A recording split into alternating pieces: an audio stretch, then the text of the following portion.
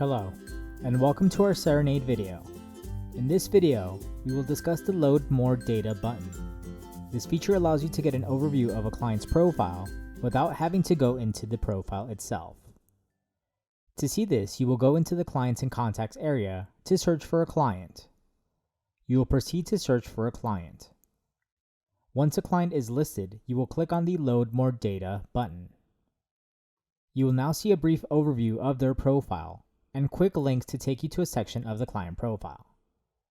Things that it will list are the status, the creation date of this profile, client numbers, external client numbers, department this client might belong to, and if the client has access to the client portal. All of this information is grabbed from the client profile. It will also list people linked in the Members tab.